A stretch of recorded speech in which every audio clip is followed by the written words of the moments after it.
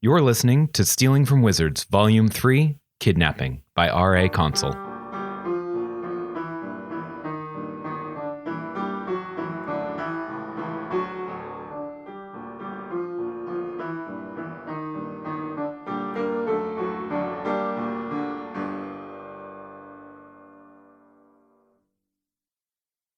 Chapter 15, Sniffles.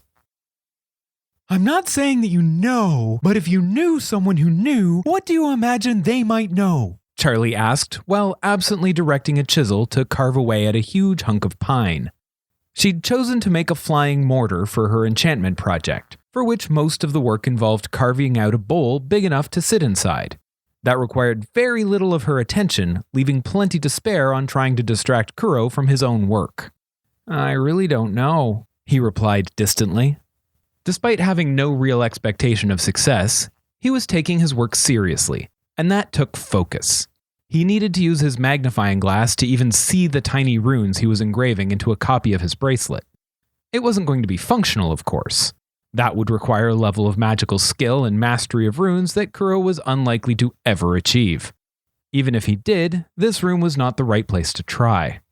With everyone working on their own project, at their own pace, with their own problems, the enchanting lab was a foundry of distractions.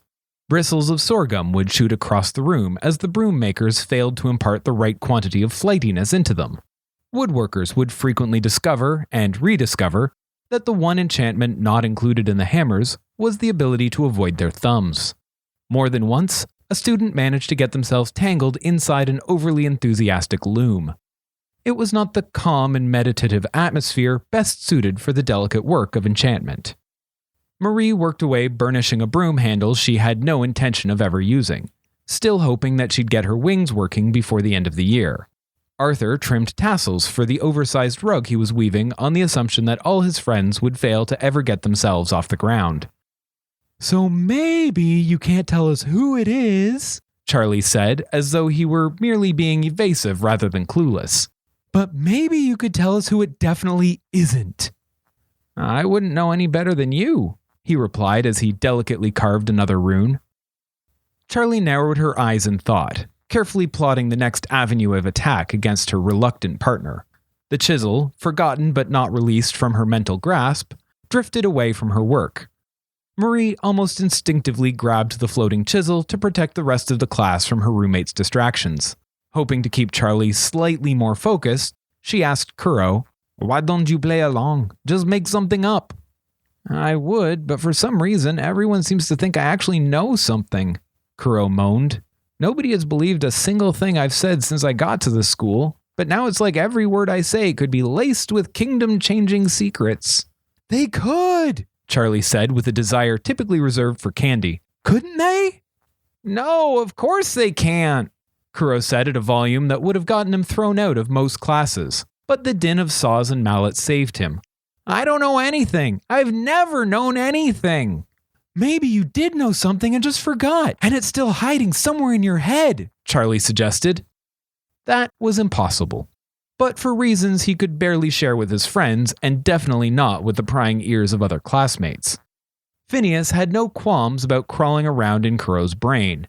If he thought there was any information of value hidden away up there, he would have extracted it long ago.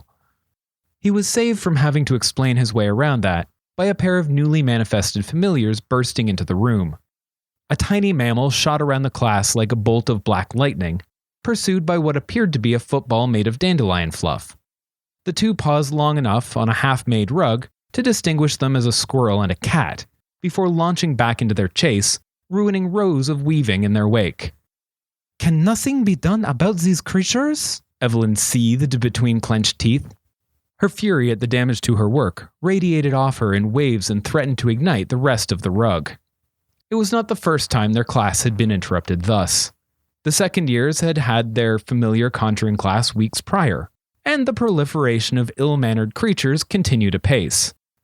"Of course," said Mr. Pendragon, who proceeded to gently shoo the rambunctious familiars out of the room and close the door behind them, but not before they knocked over an inkwell and upturned a box of pixie dust. "Is that all?" Evelyn demanded. Pendragon shrugged and offered a blithe smile. What would you propose I do, Lady Lemieux? She flushed at his indifference and balled her fists in frustration, but her good breeding prevented her from actually saying what she thought. Well, something should be done. They are being very disruptive and have damaged other students' work. And just like last year and the year before that, we will do our best to ignore it and carry on. Next year, they'll do the same for their juniors as your seniors did for you. Without concern, he wandered through the room, muttering spells to clean up the mess the new familiars had left. At his direction, the billowing cloud of glittering dust was sucked into its urn, and the ink retreated into its jar. He then quite brutally insulted Evelyn by stopping to compliment Kuro before fixing the damage to her work. You're becoming quite adept at that, he said, leaning in to examine the latest runes. Not many have the patience or dexterity for that kind of work. Well done. The years of practice picking locks and pockets had prepared him surprisingly well for the jeweler's craft, though it had not at all prepared him to deal with unqualified praise. He responded by sliding off his chair to hide under his desk without making eye contact. A sunny afternoon in the spring quarter welcomed them at the end of the school day. The scent of lavender on the gentle breeze washed away the sense of urgency, and the hurried exit transformed into a casual stroll. Imagining that the change of venue could have made Kuro let down his guard, Charlie attacked again. Why don't we do this? I'll guess a person, and you tell me why they couldn't be the heir. What she imagined to be a surprise assault was as predictable as the seasons on Avalon. However, her persistence had won the day. The siege had battered down his defenses, and his only remaining choices were to counterattack or surrender. As he did not want to fight with his friend, he raised the white flag. Go on then, he said. Charlie's eyes went wide as dinner plates in her excitement, and they were all gifted with minutes of blissful silence as she debated with herself which person to accuse of being the secret heir to the summer throne.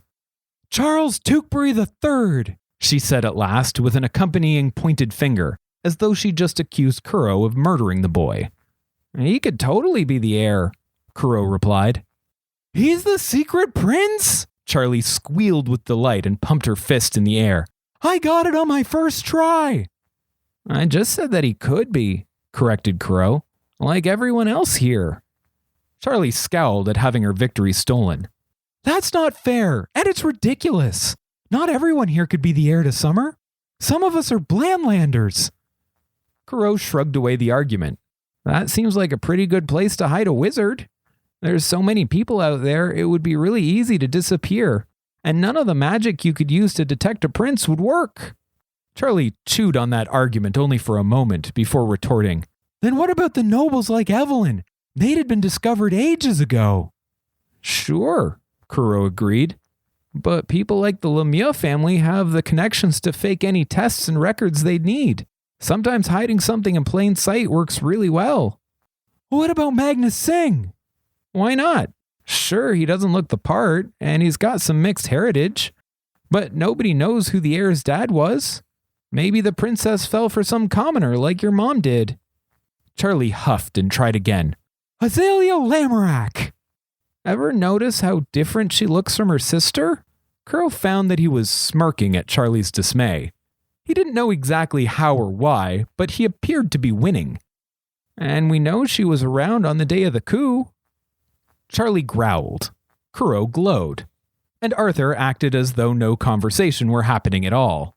Are we going to the usual spot to study today? He asked. He didn't get an answer, as that would require Charlie to pause her conversation. But they did move with more purpose, turning off the main road at the border between spring and summer and following a game trail to a clover meadow. It had habitually warm weather and gentle breezes, along with a wide flat area with soft plants, which was good for landings. All ideal for someone learning to fly. Moira, Charlie whispered while Marie prepared herself. The spell was complicated and tricky to perform. She had to simultaneously conjure parts of her familiar, resize them and attach them to herself, while explaining to her shirt how to make space for an extra set of limbs.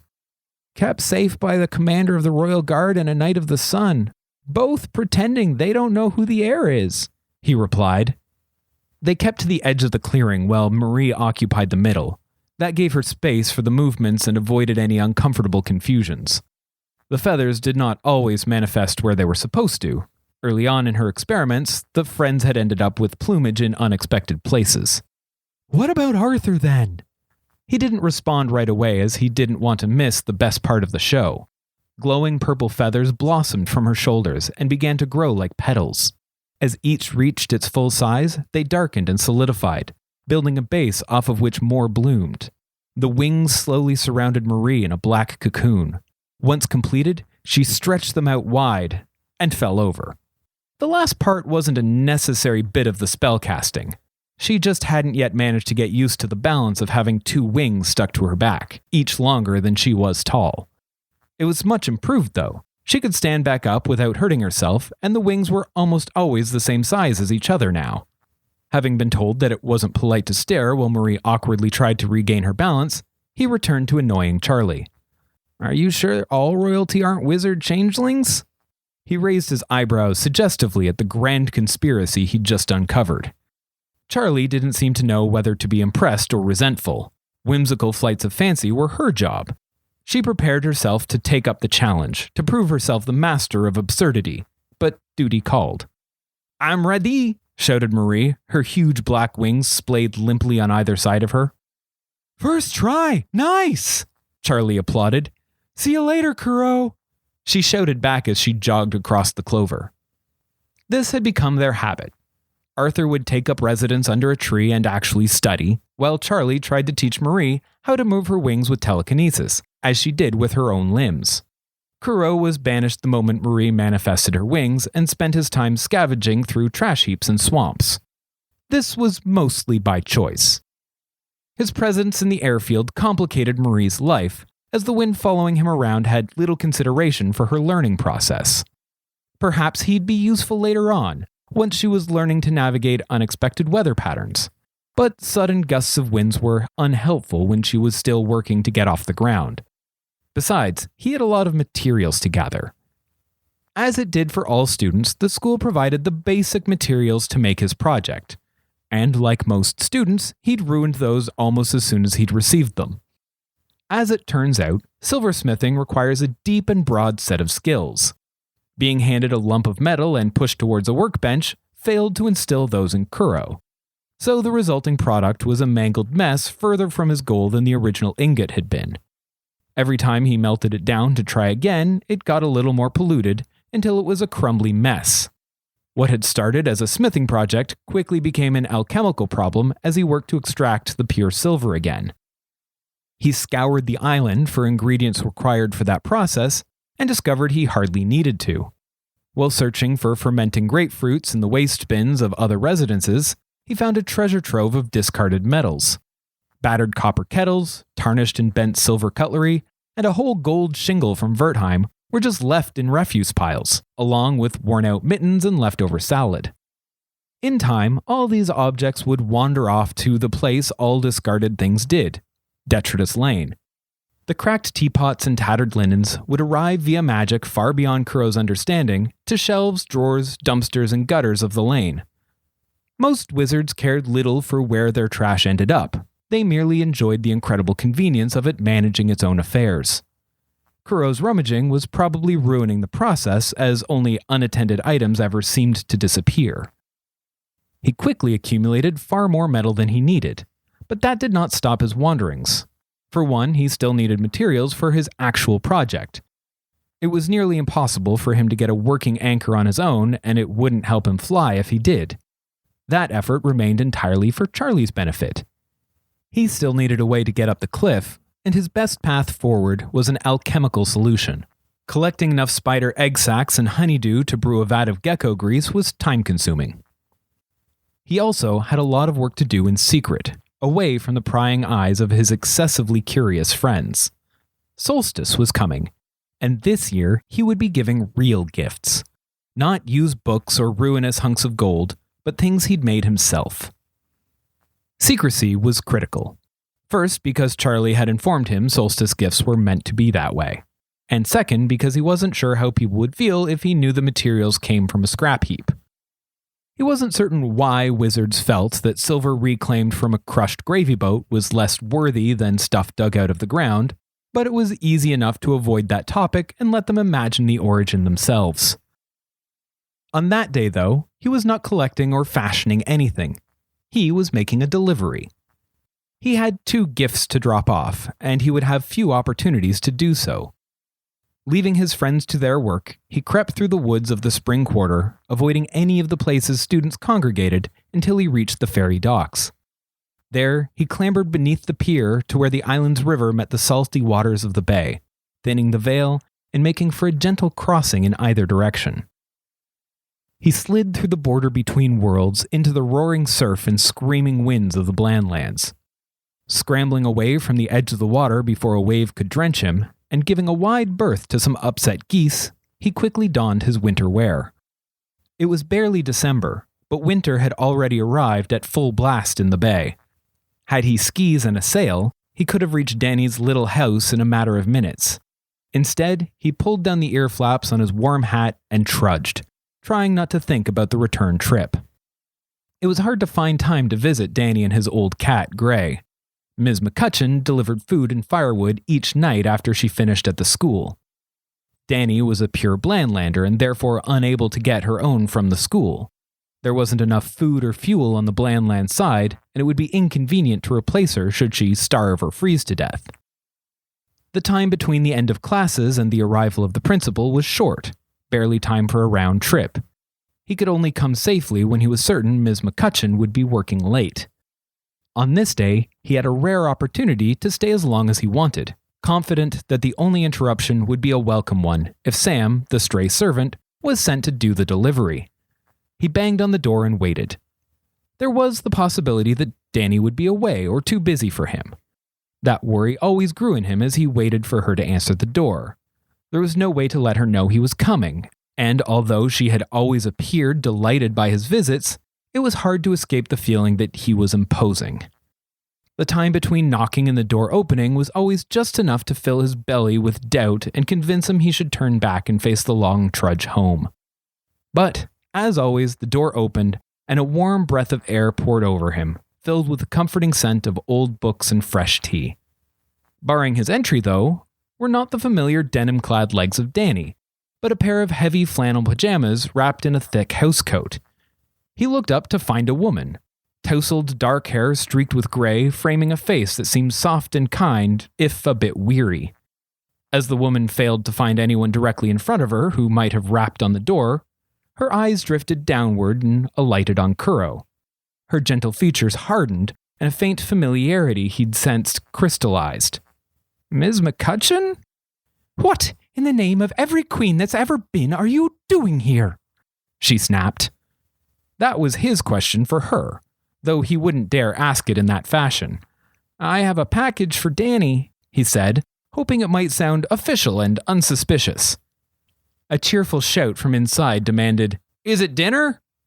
"It's a solstice present," he responded, shouting past the principal. That summoned Danny from the depths of the cottage. Bounding across her cluttered living space, she grabbed Ms. McCutcheon by the shoulders and steered her back inside, yelling over her shoulder for Kuro to follow.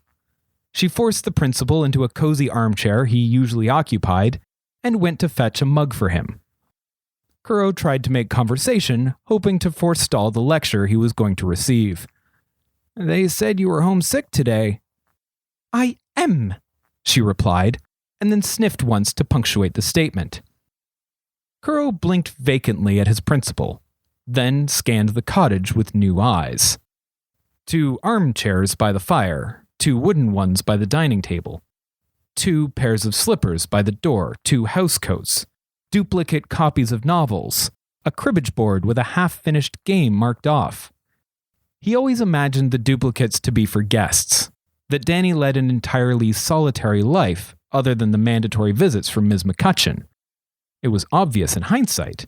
Sending the principal to deliver firewood and food every day didn't make sense unless she had another reason to be there. Even being confronted directly with the truth, it still seemed impossible. This place was cluttered and cozy, a comforting chaos of books and blankets, toast and tea. Ms. McCutcheon didn't belong in this place any more than a prison guard did. Looking back at the woman in the chair, though, she seemed transformed.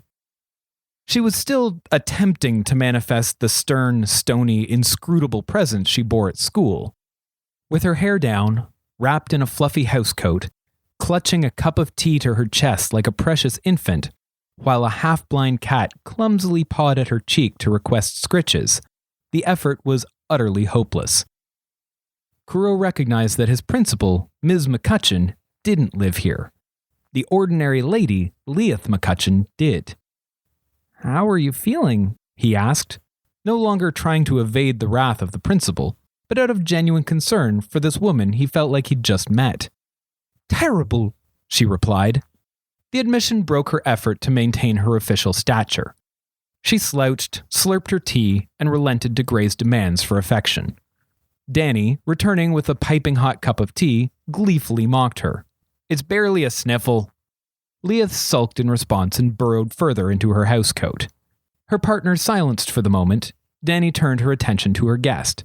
"You said you had a delivery." "Two," replied Kuro, pulling out the small packages from his pockets. They were wrapped in plain brown paper and tied with string, as that was the best wrapping he had access to. "One for you and one for Gray." "That's so kind of you," Danny said as she took the little package. "I loved the book you gave me last year. Leah doesn't usually bring me fairy stories." She tousled McCutcheon's hair affectionately, earning her a scowl for further undermining the austere image of the principal. "Can I open it?" "I don't know," said Kuro. "You're not allowed to open gifts before solstice in the fairy realm, but I don't know the rules in the Blandlands. I'm not sure what kind of trouble you'd get in." Leith snickered and then quickly moved to cover her mouth, although her eyes betrayed the laughter she was restraining. "Who told you that?" "Charlie?" She shook her head, still trying to hide laughter. "It's not a rule, Kuro. It's just a tradition. Nobody ever explains things to you properly at all, do they?" "I don't think so, no." "Which means I can open it now, right?" Danny asked again, grinning and sitting cross-legged on the floor like a child, leaving her chair free for Kuro. "Do you want to open Gray's for her, Leith?" She shifted her eyes between Kuro, Danny, and the little paper package being offered to her, apparently conflicted between her desire to maintain some semblance of propriety and acceptance that that ship had sailed. She snatched it without a word and acted as if it were a great imposition to open it, only doing so as a magnanimous gesture for the poor cat. She revealed the contents, a square of old bedsheets sewn together and stuffed. Gray immediately grabbed it with both paws and started rubbing her face against it, her one good eye losing focus and gazing off dreamily.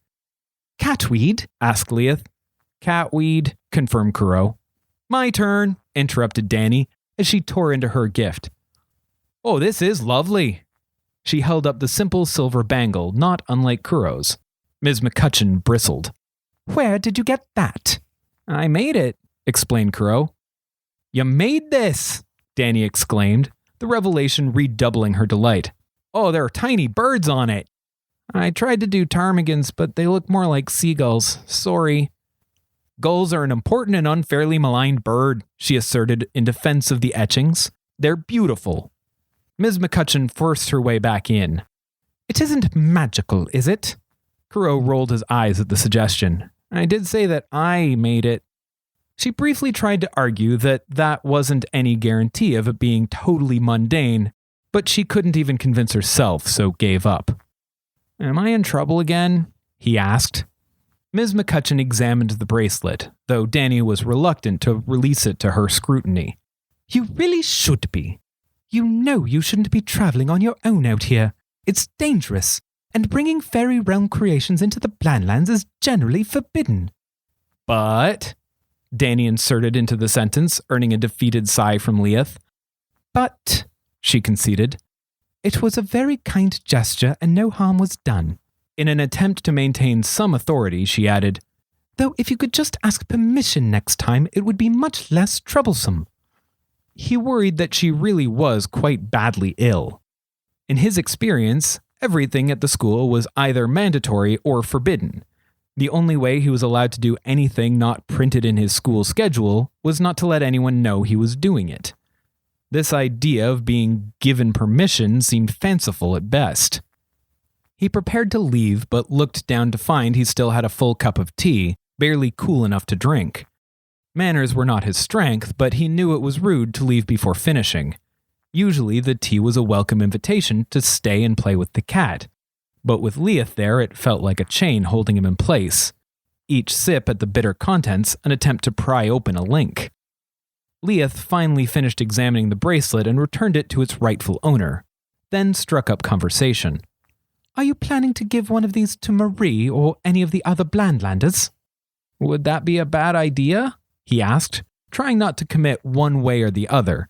He had already finished hers and was quite happy with how the ravens had come out, but he wasn't going to tell that to Leith in case she decided to confiscate it. "It might confuse her," she said. "It could make her think she has a boyfriend back at school whom she can't remember clearly."